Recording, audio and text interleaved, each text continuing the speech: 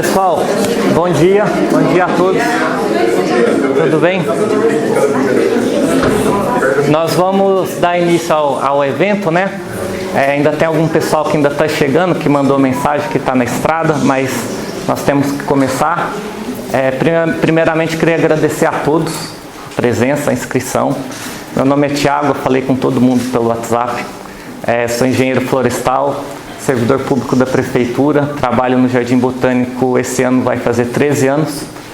Eu estou aqui representando não só o Jardim Botânico, mas também a Rede Brasileira de Jardins Botânicos, a qual o Jardim Botânico de Jundiaí é filiado. E desde o início desse ano que Jardim Botânico de Jundiaí e de São Paulo assumiu a Regional Sudeste da Rede Brasileira de Jardins Botânicos. Então eu estou aqui junto com o Nino, que é o nosso colega lá de São Paulo, que é diretor das coleções, representando a rede brasileira. Quero agradecer o Instituto Agronômico de Campinas, que é parceiro nosso, na figura principalmente do Afonso, pesquisador lá do Instituto. Ele está sempre promovendo diálogo entre a instituição do Jardim Botânico e do IAC, colaborando com a gente na parte de divulgação científica, de conhecimento, de tudo que é necessário para uma instituição se fortificar, né? Esse primeiro encontro de revitalização ecológica, ele nasce de um diálogo, né, entre o Afonso e a gente, a Bruna, que é pesquisadora lá do Jardim Botânico, servidora pública também, e na ideia de trazer em pauta justamente o que essa palavra significa, revitalizar, né? Trazer de volta à vida, analisando principalmente os impactos que a sociedade humana tem causado no planeta. E ecológico porque não basta só revitalizar, trazer de volta à vida, mas tem que propiciar as interações ecológicas entre todos os seres, né? Então isso vai muito de acordo com o pensamento que está em pauta, principalmente do Marco Global da Biodiversidade, né, que é uma iniciativa aí pós-Fórum Econômico Mundial, que traz para o desafio dessa década de 2020 a 2030 a necessidade de aumentar a biodiversidade e de frear essa perda de espécies. É tido como as duas grandes ameaças para os próximos 10 anos, que é justamente o aquecimento global, as mudanças climáticas e a perda de espécies. Isso impacta diretamente na economia. É uma necessidade que a sociedade humana precisa reverter. Então, hoje a gente vai falar de uma forma assim, muito bacana, porque todas as pessoas que aceitaram o convite são pessoas muito boas, além de muito competentes. Então, pessoas que estão acostumadas aí com divulgação científica, pesquisadores. Então, nós vamos falar um pouco. É um dia de muita luz, muita informação. E para isso, a gente está aqui para dar o suporte, tá? O que vocês precisarem, a gente vai estar ao longo do dia esclarecendo todas as dúvidas aí. Primeiramente nós vamos ter 3 palestras e depois um espaço para pergunta. Aí depois o almoço e à tarde mais 2 palestras. Quero convidar o gestor de serviços públicos, Adilson Rosa, que é o nosso chefe, para falar um pouquinho aqui. Falar um pouquinho aqui do evento. Adilson, a Rede Brasileira agradece a Prefeitura, mandou uma carta para a gente ontem. Eu entrego em suas mãos. Obrigado. Aí. Bom dia a todos.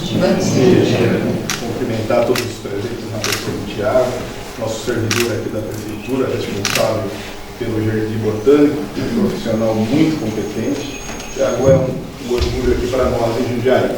O Disley, que é o nosso diretor do Departamento de Praças, Parques e Jardins.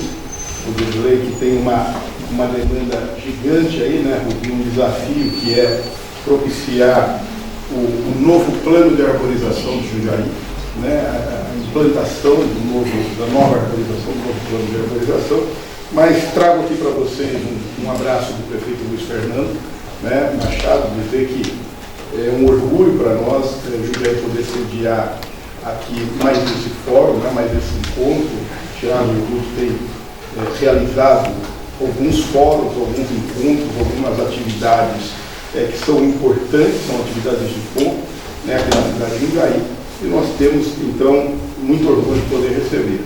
né? Agradecer só aqui a presença dos palestrantes, a doutora Vera Leck, engenheira florestal da Unesp, doutor Afonso Peixe Filho, já esteve aqui conosco algumas vezes, né, doutor?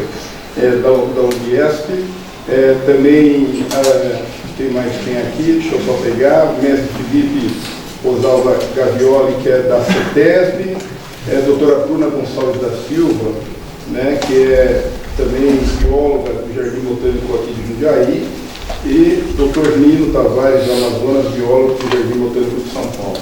Dizer que é um orgulho, muito obrigado pela presença, né, por compartilhar o conhecimento conosco.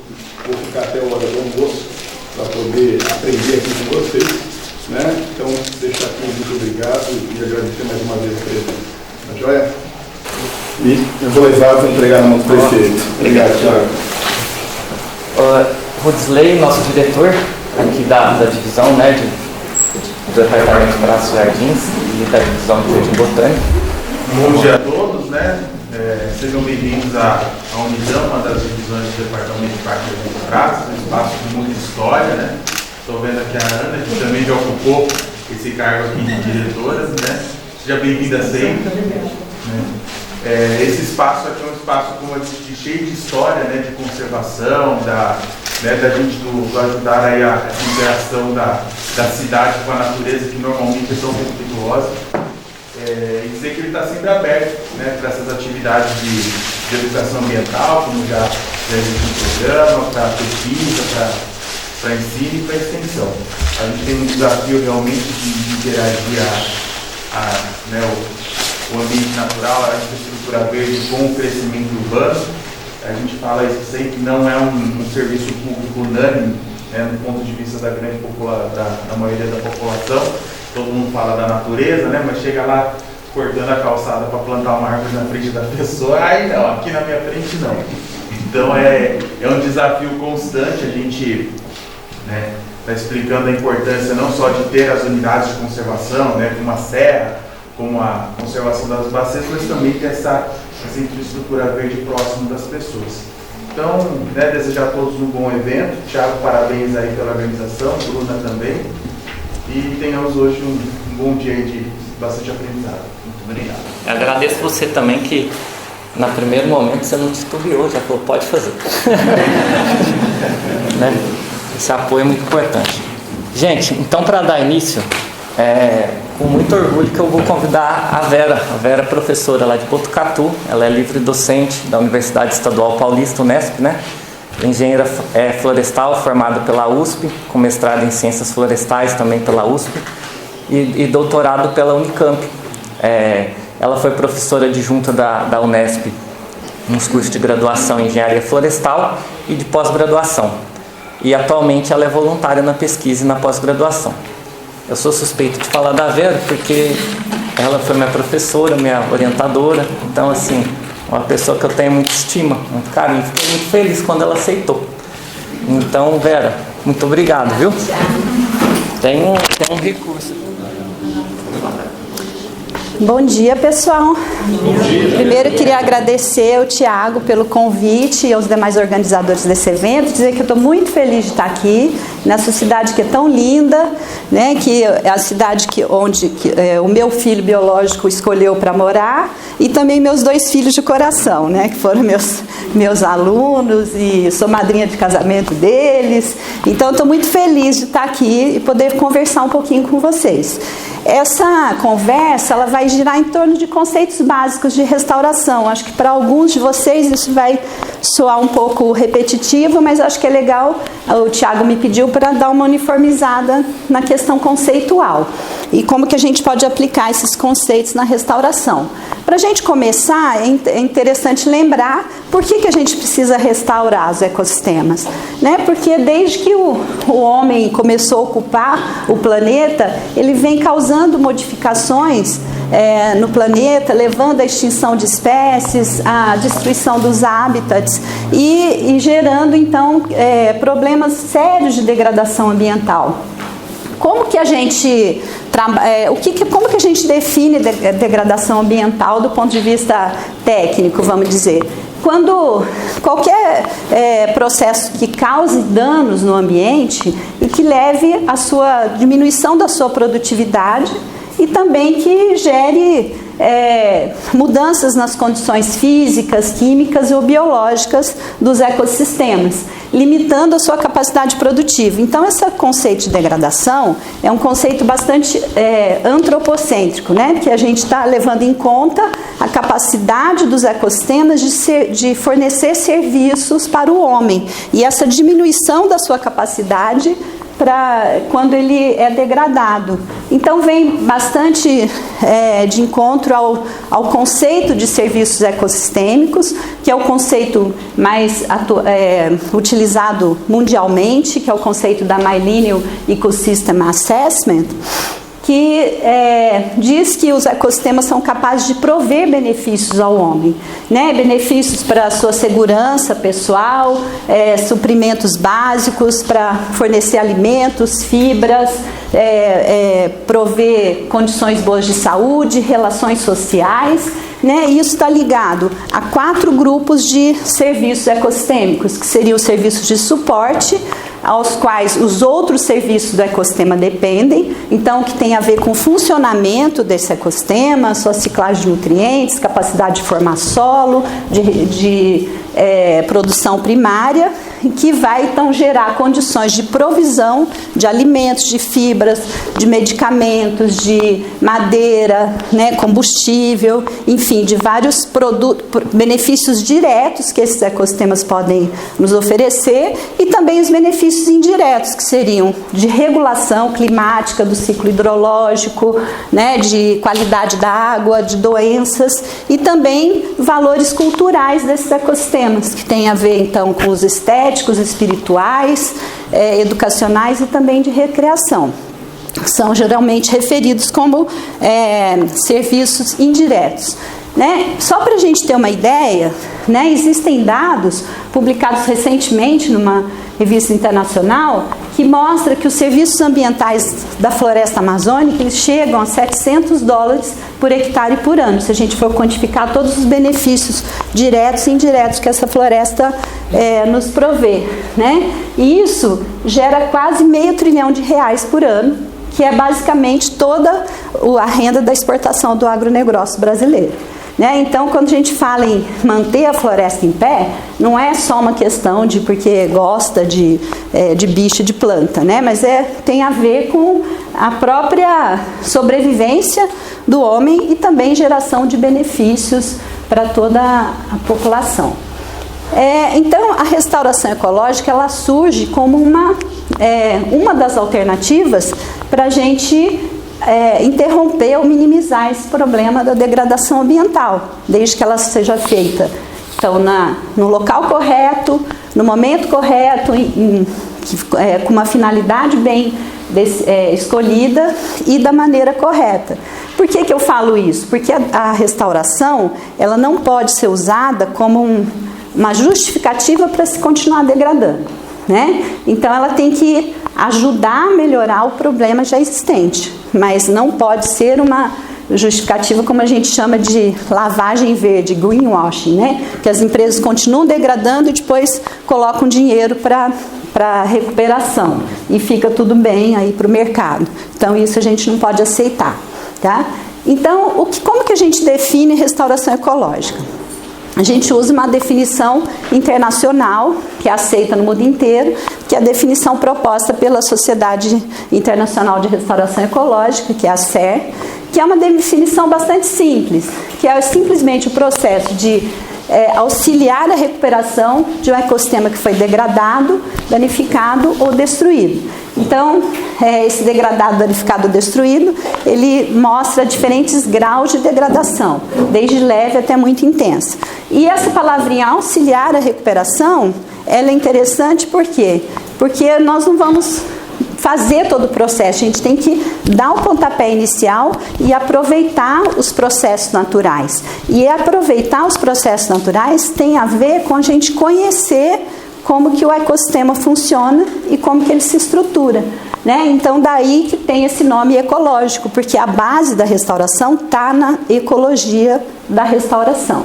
Então, é um conceito amplo, guarda-chuva, é bem amplo, é igual o governo Lula, né? Um conceito de coalizão e de frente ampla, que ele inclui diversas estratégias, diversas opções, né, de manejo dos ecossistemas, mas desde que o objetivo final seja a gente criar um ecossistema cuja estrutura e funcionamento sejam mais similares possível aos ecossistemas de referência.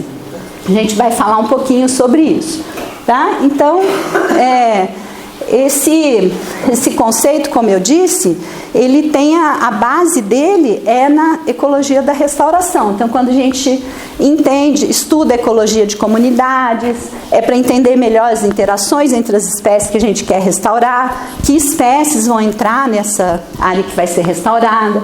Quando a gente entende de genética, a gente quer saber a diversidade genética mínima que vai manter aquelas populações viáveis e assim em diante. O processo de sucessão é o processo base, né, para a gente entender como é que essas áreas restauradas vão funcionar. Então, todas essas áreas da ciência, da ecologia, estão interligadas como base para a ecologia da restauração e embaixo do guarda-chuva da ecologia global, que estuda as mudanças climáticas. Então, restauração também é uma ferramenta importante para combater as mudanças climáticas. Agora, uma coisa importante é que a restauração, para ser considerada restauração, ela tem que ser feita de forma deliberada, quer dizer, intencional, tem que ter uma intencionalidade. Não é simplesmente uma área que regenerou ali, né, por acaso, porque a pessoa não teve dinheiro para botar gado no pasto, que aquilo é uma restauração. Pode se tornar, né, mas tem que ter essa intencionalidade dela ser manejada e de se manter como floresta, não de ser uma coisa provisória só enquanto o cara lá não tem dinheiro para botar o gado. Vamos dar um exemplo. Então, as pessoas às vezes até hoje tem um pouco de receio de usar esse termo restauração, né? Faz mais de 20 anos que eu falo isso. Então, por quê?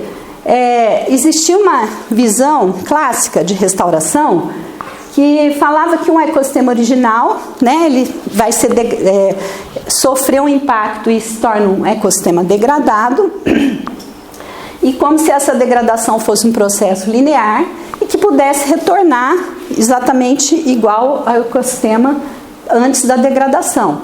Esse gráfico ele representa componentes do ecossistema, a sua estrutura, no X como se fosse a biodiversidade, e no Y, biomassa, nutrientes, aspectos do funcionamento.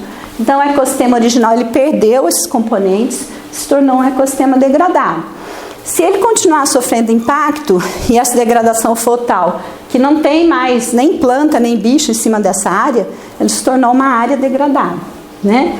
E aí, se ele for abandonado, pode ser que esse processo continue, ele se torne uma área degradada, pode ser que fique parado lá durante muito tempo sem evolução, pode ser que evolua um pouco através do processo de regeneração natural, né? E se essa regeneração não for suficiente, né, em alguns casos a opção seria substituir, quando a degradação é muito intensa, por uma outra forma de uso. Aqui seria um exemplo de transformar numa floresta plantada, uma área que foi degradada, ou então o que se chamava de reabilitação, que seria recuperar uma parte dessas características originais do ecossistema, né? Então, daí, dessa ideia, é que existe uma analogia de que restaurar seria fazer uma cópia fiel daquele ecossistema original, como se fosse a restauração utilizada nas obras de arte, né? E hoje a gente sabe que isso não é possível. Por quê? Porque esses ecossistemas, eles são dinâmicos, eles estão mudando o tempo todo. Não tem mais como você voltar atrás, né? E então é como se a gente estivesse sempre perseguindo um alvo em movimento. Então a gente tem que entender como é essa dinâmica e realmente pensar em restaurar a dinâmica em si, os processos que vão levar com que esse ecossistema funcione, com que ele se estabilize, com que ele permaneça autossustentável, vamos dizer assim. Então, daí, dessa ideia aqui, que foi da década de 80, que foi quando começaram os primeiros trabalhos também aqui no Brasil, é que surgiu essa ideia de que restaurar não era possível, que restaurar era coisa de ecólogo maluco, e aí se criou um termo aqui no Brasil que é recuperação e recomposição, que inclusive são os termos que são usados na nossa legislação, e que eu acho que são meio aberração, porque se você falar em recomposição, você só está pensando num componente do ecossistema que é a composição de espécies. Você falar em recuperação, o que é recuperação? Né? Não tem esse termo, não tem muita... ele não tem uma analogia com algum termo que é usado internacionalmente, então ninguém entende quando a gente usa esse termo RAD, né, fora do Brasil. Enfim, então, quando a gente trabalha com uma área muito degradada, né, o termo que se usa no Brasil é essa recuperação de áreas degradadas, todo mundo entende aqui, mas é uma jabuticabinha brasileira, vamos dizer assim, porque o termo internacional para essa atividade seria reabilitação ou então reclamação de áreas degradadas, tá? Mas isso a gente não tem muito tempo de discutir. Vamos discutir o que é a nossa visão atual, né? A primeira coisa que mudou é o que a gente entende como ecossistema de referência, né? Então, antes era aquele ecossistema original, né? Então, em ambas essas ilustrações que eu coloquei aqui, a ilustração da Mata Atlântica, lá do livro do Márcios, será que é isso que a gente quer restaurar? Voltar nesse tempo aqui? Ou será que são as florestas bem conservadas atuais? Né? Nos dois casos, o que a gente está considerando? Como se os ecossistemas fossem entidades fechadas, que tivessem um ponto final de evolução, né? Um ponto final de equilíbrio na sucessão e que fosse meio fixo. Então, no início também, os trabalhos, eles tentavam copiar, né, essas florestas bem conservadas na hora de você fazer um projeto de recomposição ou recuperação. Como se isso fosse dar certo, vamos dizer assim, ela se manter assim ao longo do tempo. Então, hoje, como que a gente entende esses ecossistemas? Vocês me desculpem que eu acho que o slide está com uma definição muito baixa, né, Tiago? Ele está aí? Tá dando para vocês enxergarem bem? Tá, então tá bom. Então, o que... Oi? Eu acho que se estiver dando para ver, tá bom. Então, o que a gente entende hoje?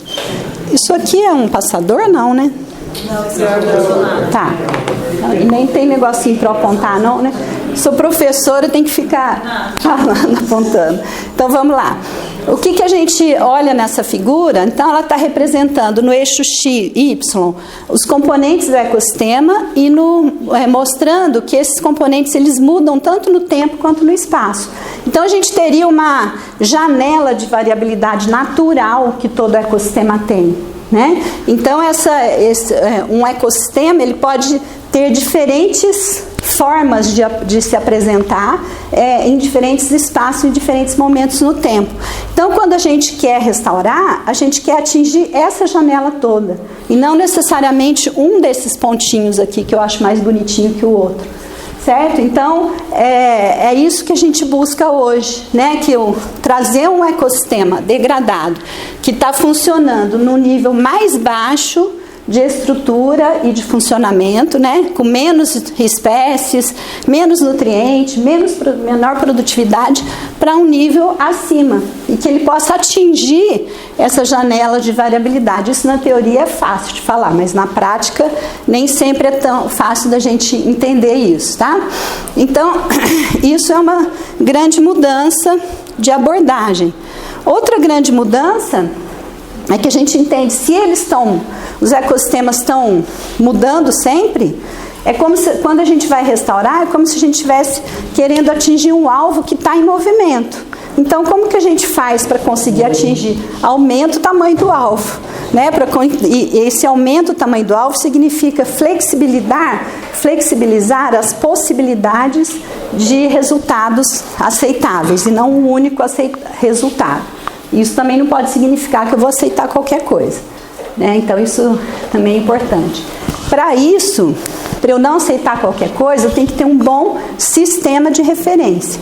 Então, ao invés de eu ter uma única referência, que é aquela floresta bonita lá da sei lá, aqui da Serra do Japi, parte mais bem conservada da Serra do Japi, para fazer um trabalho aqui, eu vou ter um conjunto de possibilidades para montar um modelo de referência. Esse modelo ele vai abranger toda essa variação possível.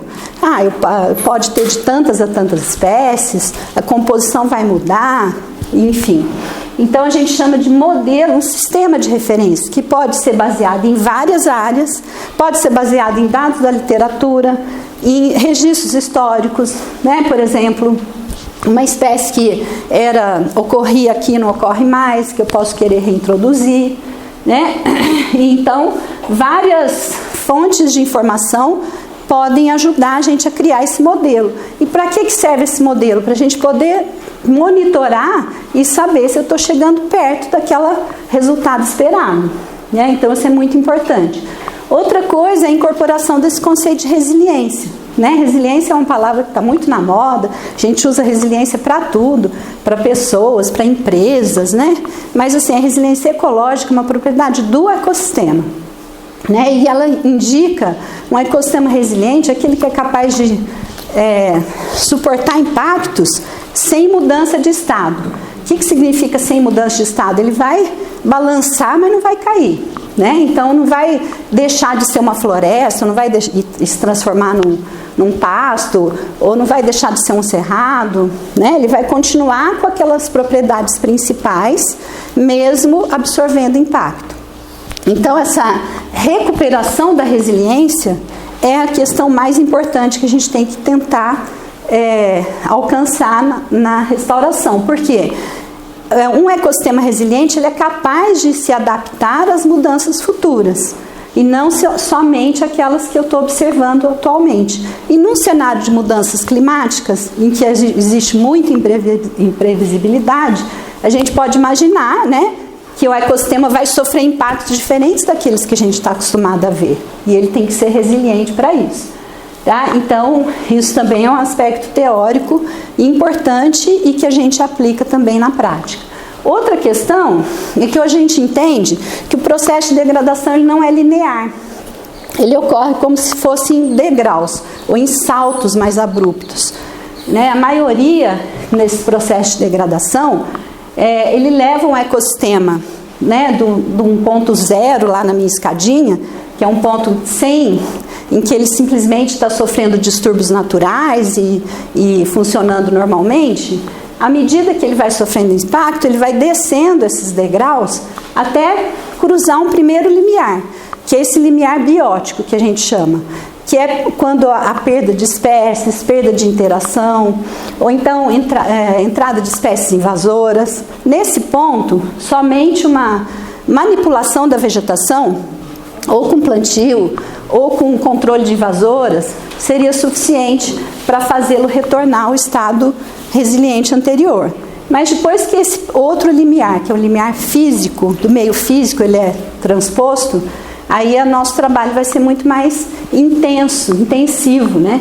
Porque aí eu vou ter que manipular também o meio físico, melhorar as condições de substrato, por exemplo, para trazer de volta essas espécies que foram perdidas. Então, existem diferentes níveis, né? Nessa fase aqui do meio físico, eu estou falando mais de reabilitação. Na fase em que os processos bióticos são restaurados, aí a gente está chegando mais próximo daquele estado desejado do ecossistema. Então, essas técnicas de restauração, elas visam levar esse ecossistema para os degraus superiores. E a largura desse degrau é uma representação da sua resiliência, né? Então vai ficar fácil da gente entender essa analogia. Quer dizer, quanto mais largo é o degrau, mais difícil é para ele cair para o degrau de baixo. Então a gente tem que aumentar a largura desse degrau no nosso processo de restauração. Então esse é um conceito importante. Hoje, pessoal, a restauração ecológica ela é entendida como um contínuo de atividades restaurativas ou ações restaurativas, que vão desde apenas redução de impacto até uma situação que a gente teria recuperação plena do ecossistema nativo. O que seria essa recuperação plena? Não é a cópia carbono do ecossistema original, mas sim um ecossistema que funcione, que tenha uma diversidade mínima, que tenha interações, que consiga se manter estável e se adaptar às condições locais. Tá? Então esse contínuo, né, ele visa uma melhoria contínua das condições ambientais. Então, por que eu digo que uma atividade de reabilitação ou de remediação, ela faz parte desse escopo da restauração? Porque ela pode ser uma etapa intermediária quando o ecossistema está lá naquele degrau lá de baixo, degrau 4. Primeiro ele precisa passar por essa fase de remediação, para depois ir aos poucos chegando àquilo que a gente quer. Né? Então a atividade em si, ela pode ser diferente daquela atividade que eu almejo no futuro, ou o nome que eu quero dar.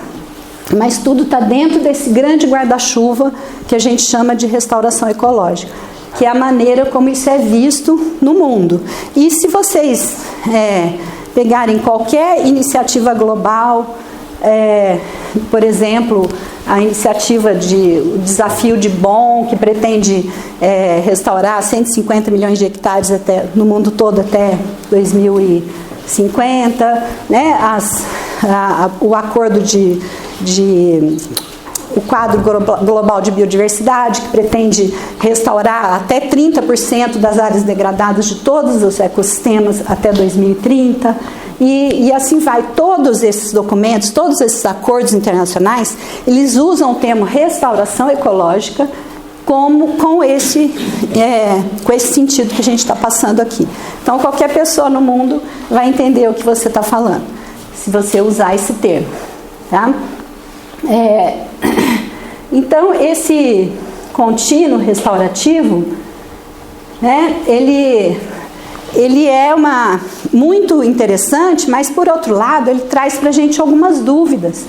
Então, o que seria, de fato, um nível aceitável de restauração? Né? E a gente não tem muito consenso ainda. A gente sabe que o ideal é chegar aqui, na recuperação total do ecossistema nativo. Mas será que, se eu ficar por aqui, é aceitável? Ou por aqui?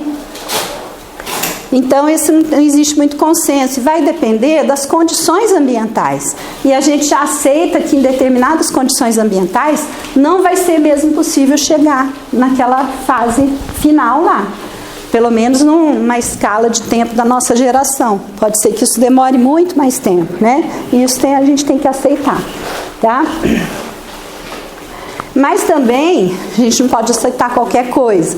A gente sabe que a restauração, ela está movida por valores da sociedade. E cada pessoa acha que é bonito fazer de um jeito, né? Então a gente também não pode deixar com que a nossa visão de mundo, ela se imponha àquilo que seria aceitável pela ciência, né? Então essa analogia, eu não sei se eu conseguir enxergar desse cantinho que eu fico na frente, né? E, por outro lado, a falta de padrões para a restauração, ela pode levar a grandes aberrações, né? Por isso que antes eu não defendia muito ter padrão, porque eu achava que as pessoas têm que ter liberdade de trabalhar, mas hoje eu acho que é importante ter uns padrões mínimos para você ver o que seria uma boa restauração. Porque essa analogia também que eu trago aqui, da restauração de obras de arte, os dois casos aconteceram na Espanha, são bem famosinhos, né? Aqui é o caso de um afresco de uma igreja, que uma senhorinha lá de 80 e poucos anos resolveu, se ofereceu para restaurar esse afresco que estava estragado, e o resultado foi aquele. Virou até ponto turístico lá na Espanha. E aqui uma estátua de São Jorge, que também ficou com uma carinha de Playmobil, né? Então, isso são... E por que isso? Porque lá na Espanha eles não tinham, até então, uma regulação como deveria ser os processos de restauração artística, né? Isso levou até, parece, o pessoal se movimentar e fazer algumas normas para isso, tá?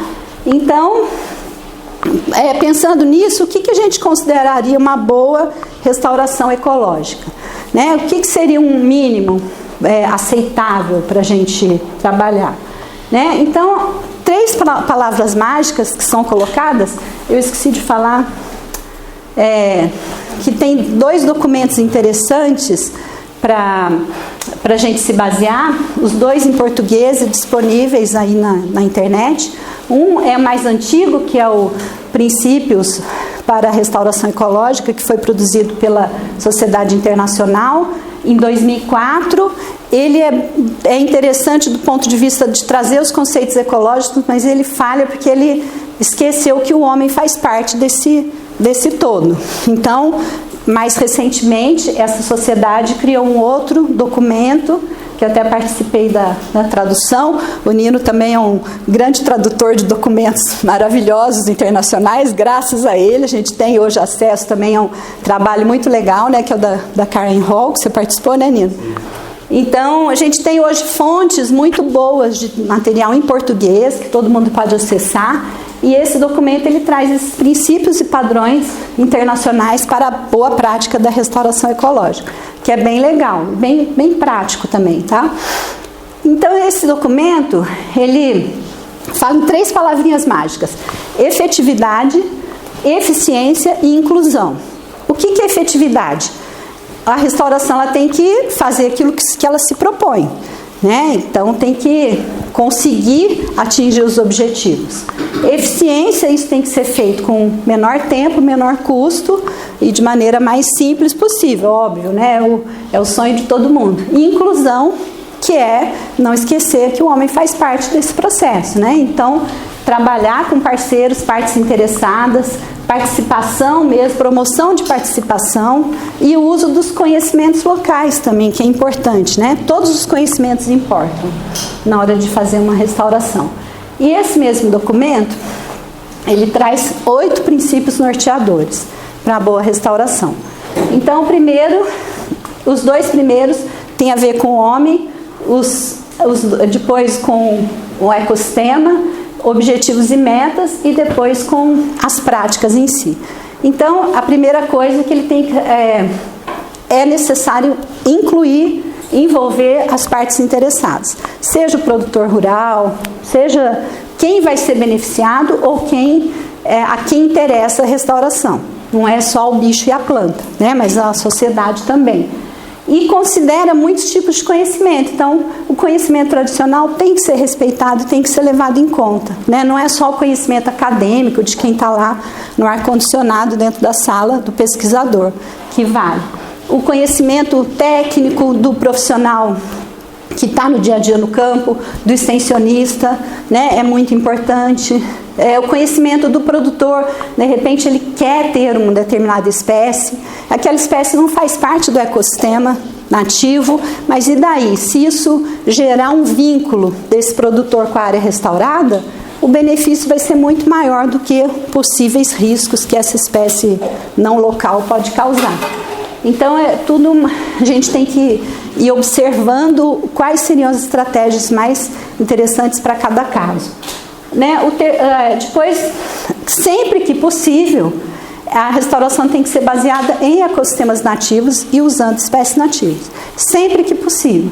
Porque em alguns casos não é possível. Em alguns casos as espécies nativas não se adaptam mais àquelas condições do degrau 4 lá que eu mostrei no gráfico, da escadinha.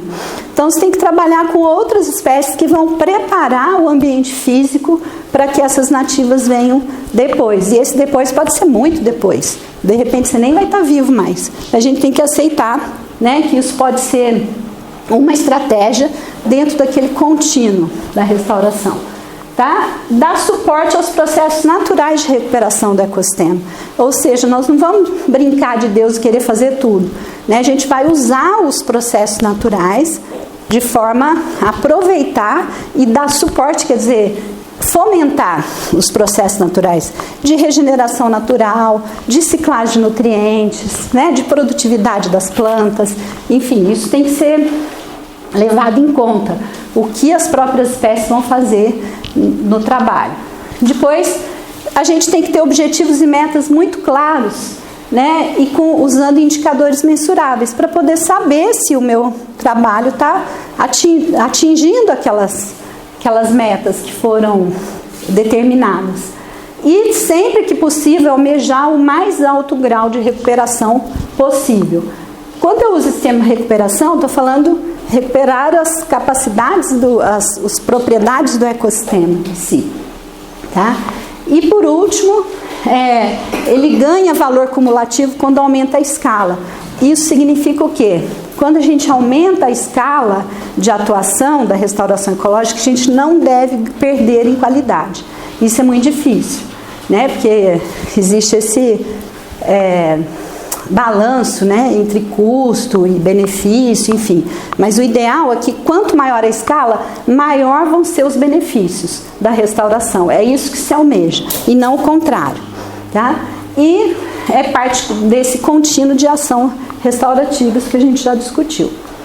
Para isso, né, a gente tem algumas chaves que tem a ver com essa definição mais clara dos objetivos e metas, o conhecimento básico sobre esse ecossistema, que a gente tem que ter previamente, como que é a sucessão, qual é o processo de ciclagem desse ecossistema, quais são as interações importantes que eu quero restaurar, enfim, conhecimentos básicos e também conhecimentos do meio físico, das condições de degradação. Então, esses levantamentos prévios são muito importantes para que eu possa fixar metas e objetivos que sejam factíveis, e identificando o grau de degradação e quais são os fatores e como que esses fatores de degradação podem ser minimizados também.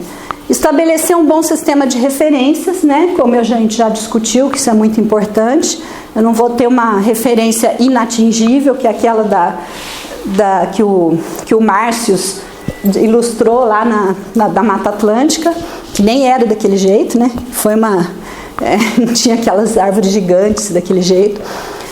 Escolher métodos e estratégias que sejam compatíveis com os anseios da sociedade. Então também não adianta a gente vir de fora querendo impor um sistema de restauração que é inaceitável, ou que não é compatível com o nível tecnológico daquela comunidade, né?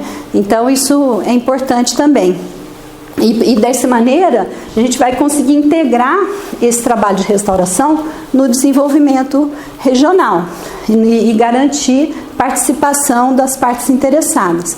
O monitoramento vai ajudar a validar esse trabalho e adotar o manejo adaptativo e ações corretivas sempre que necessárias. A gente já vai falar um pouquinho sobre isso. Né? Para isso, o homem ele tem que ser parte do processo. Né? A gente fala em restauração holística, que não tira o homem da natureza, e sim inclui o homem, né, como principal agente modificador, e também para gerar bem-estar humano, né, porque é isso que a gente almeja, que a restauração seja capaz de melhorar o bem-estar humano. Outro conceito importante que vocês vão encontrar bastante,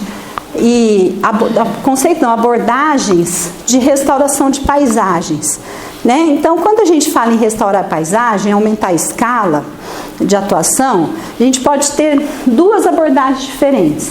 Uma abordagem que é mais voltada para restaurar a biodiversidade na paisagem. Então, eu vou fazer um trabalho de restaurar corredor, de aumentar a área efetiva de um fragmento, pensando em restaurar os fluxos de espécies, pensando em restaurar a biodiversidade do solo. Nesse caso, a nossa base é a ecologia da restauração, a ecologia de paisagens, desculpa. Mas eu também posso estar interessado em recriar o que a gente chama de paisagens sustentáveis e multifuncionais, em que a gente tira o foco da biodiversidade dentro de cada ecossistema, mas joga o foco para conservar ou melhorar a biodiversidade na escala da paisagem mesmo, né? Então, melhorar os fluxos na paisagem de nutrientes, de água, de evitar processos erosivos, de melhorar a infiltração da água, de melhorar o fluxo de polinizadores e dispersores de sementes e, principalmente, nesse caso, gerar renda e sustentabilidade para o homem. Então, esse outro enfoque, ele é muito voltado para criar paisagens que sejam multifuncionais e que gerem mais benefícios. Então, o foco é muito mais nos serviços ecossistêmicos para o homem do que na biodiversidade. Essas duas visões não são incompatíveis, né? Elas podem ser aliadas para que a gente consiga criar paisagens cada vez mais produtivas e cada vez mais funcionais do ponto de vista da biodiversidade também.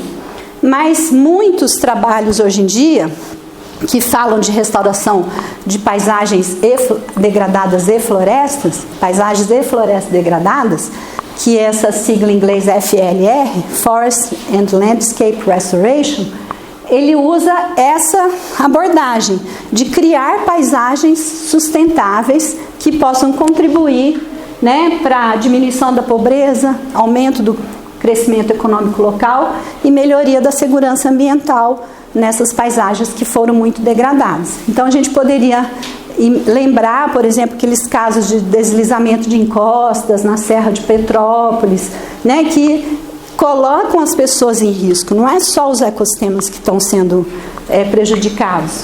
Então, esse planejamento da paisagem com essa visão mais ampla, ele pode contribuir, inclusive, para melhorar a segurança das pessoas.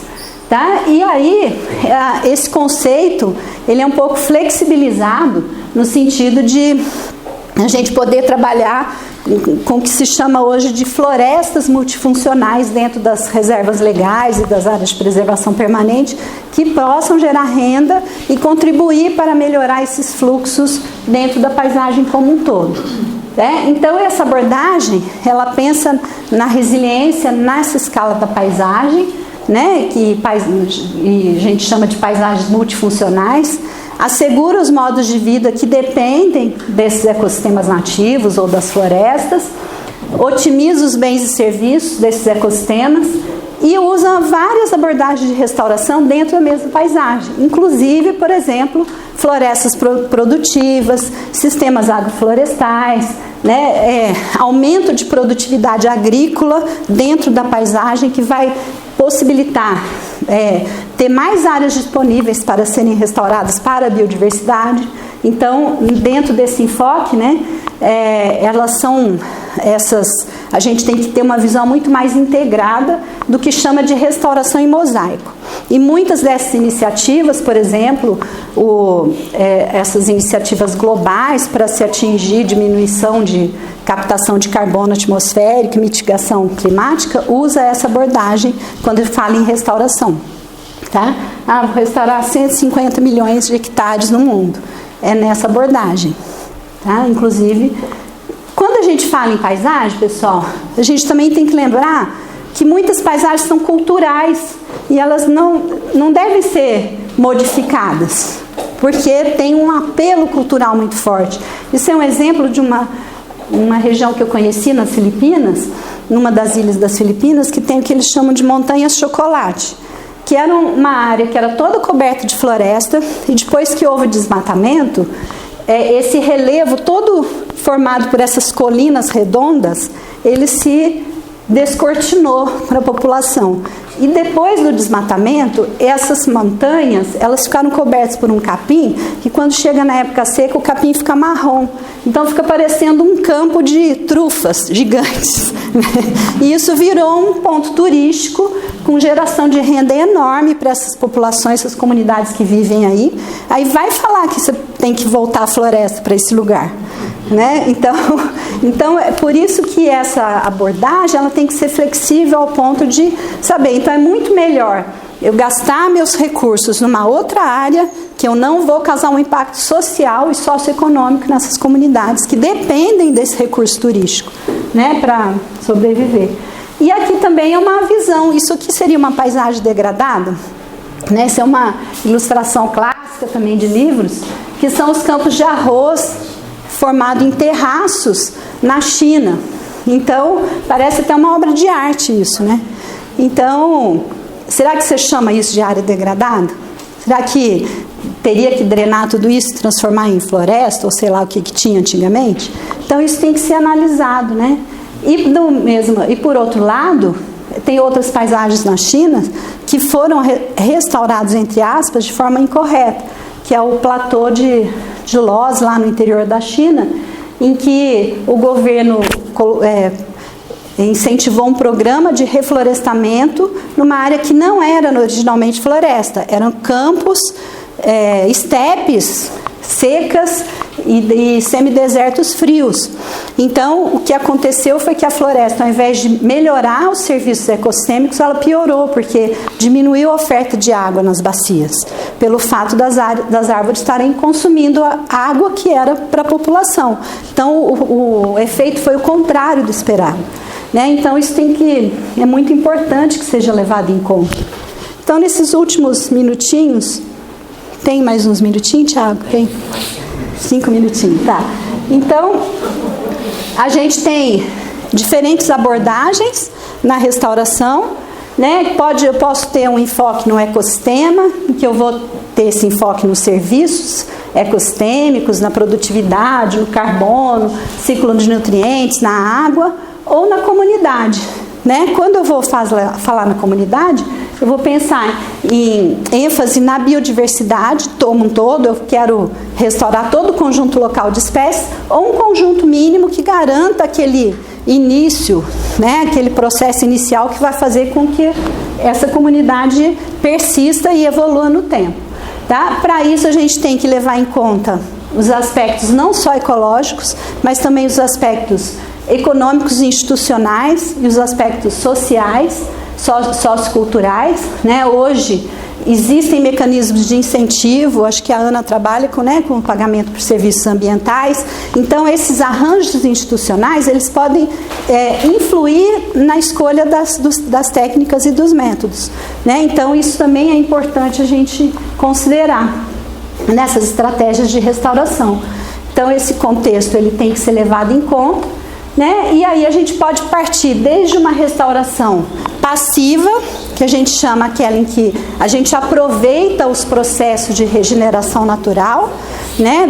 E conduz a regeneração natural quando ela existe, quando o nível de degradação é pequeno, quando a regeneração natural é boa e o contexto da paisagem é favorável, até a estratégias que vão ser mais ativas, que vai ser necessário plantio de sementes em muda, ou em área total, ou em ilhas, ou em faixas, enfim. Então, para que a gente escolha a estratégia de forma adequada, é importante levar em conta os objetivos, as condições locais, que estão lá em cima, e os recursos e as questões socioeconômicas e institucionais envolvidas.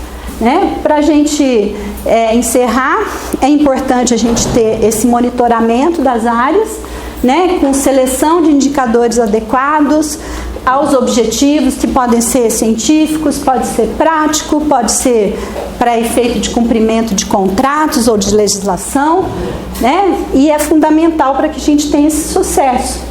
E aqui no estado de São Paulo a gente tem até um indicador mínimo, indicadores mínimos para serem monitorados nos projetos de restauração aqui no estado de São Paulo.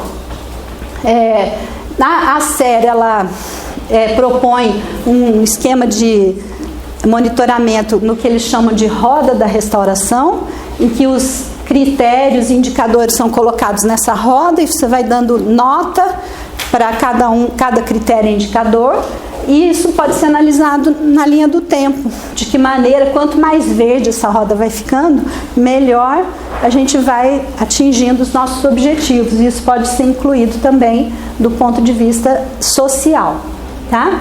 Então, esse monitoramento ele vai servir para a gente fazer o que se chama de manejo adaptativo e de lidar com as incertezas. Então, os resultados do monitoramento eles podem servir para a gente poder aperfeiçoar o nosso manejo da área e até mudança de estratégias e até mudança de objetivo em função dos resultados do monitoramento. Tá? Então, só para a gente encerrar mais um minuto, eu queria destacar algumas lacunas e desafios que a gente ainda tem pela frente. A primeira, que eu acho muito importante, todo mundo fala em restaurar para produzir água, mas a gente tem pouquíssimos resultados que realmente indiquem o papel dessas áreas restauradas na produção de água. Das florestas já existentes, é claro, mas quando a gente restaura, o quanto e quando e de que maneira elas vão contribuir efetivamente para o ciclo hidrológico. Isso ainda é uma lacuna importante. Outra coisa é essa falta de consenso entre o que é estado degradado e o que é estado restaurado, né? Que a gente ainda precisa, e para isso os cientistas têm que ajudar, né? A gente estabelecer consensos e também esse paradoxo entre a quantidade de áreas restauradas e o resultado esperado. A questão da restauração como um negócio que se coloca hoje, que pode gerar renda, né? Existem vários trabalhos indicando, né, que se pode ter renda desde do manejo da área restaurada até também da própria cadeia da restauração, né? Nesse trabalho do grupo do Pedro Brancaleon mostra que tem um potencial de geração de 42 empregos para cada 100 hectares restaurados. Então isso pode ser sim uma cadeia muito importante de geração de empregos e renda, né? E atendimento de metas, de compromissos globais que o país faz, que o Estado faz, que o município faz, com esses compromissos de restauração e de mudanças climáticas em todas as esferas. Tá? Então, a necessidade da gente incluir mais o produtor rural. E eu termino, então, com essa frase do Leonardo da Vinci, né, que ele disse isso há mais de 500 anos atrás, né, que ele foi um artista dos mais primorosos, um cientista super à frente do seu tempo, e ele reconhecia que a gente não tem como imitar a natureza, né? A natureza cujas invenções nada tem de incompleto, tão pouco de supérfluo. Então, assim, fica essa mensagem que a gente tem que entender e aproveitar os processos naturais quando a gente pensa em restauração. Então, muito obrigada pela atenção e depois a gente pode ter algum tempinho para discutir as dúvidas. Obrigada.